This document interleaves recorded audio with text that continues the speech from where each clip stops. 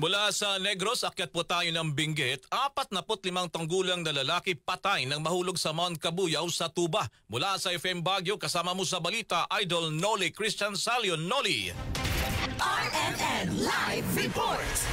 13 preso ng Baguio City male dorm ang nakatanggap ng raincoats, rain boots at school supplies para magamit ng kanilang mga anak o apo sa pag-aaral. Ang mga regalo ay Isang 45 anyos na lalaki ang nasawi matapos mahulog sa taas ng tinatayang 200 meters sa bahagi ng Mount Cabuyao, Mount Santo Tomas sa bayan ng Tuba, Benguet. Ayon sa ulat, naganap ang aksidente sa lugar na tinatawag na Biak na Bato, ang itinuturing na pinakamataas na bahagi ng naturang bundok. Kasama ng biktima ang dalawa niyang anak nang umakyat sila sa bundok para mag-hiking. Tumungtong umano ang biktima sa isang bato upang magpakuha ng larawan sa kanyang anak, ngunit nawalan ito ng balanse at tuluyang nahulog sa matarik na bahagi ng bundok. Batay sa investigasyon ng pulisya, malubha ang tinamong pinsala ng biktima, partikular sa kanyang ulo na siyang tinamaan ng unang impact sa kanyang pagkahulog. Napag-alamang hindi turista ang biktima kundi residente ng kalapit na barangay ng Santo Tomas. Inabot ng 2 oras ang recovery operation upang makuha ang katawan ng biktima sa tulong ng iba't ibang kawani mula sa gobyerno. Dahil sa insidente, pansamantalang isinara ang nasabing bundok sa mga bisita. Tanging mga residente at mga may espesyal na permit lamang ang pinapayagang pumasok sa lugar. Sa ngayon, mahigpit na binabantayan ang lugar ng mga tauhan mula sa DENR at PNP upang matiyak ang kaligtasan ng publiko. Nagbabalita mula IFM Baguio, ito sa Idol Noli Christian Salio, Tatak RMN.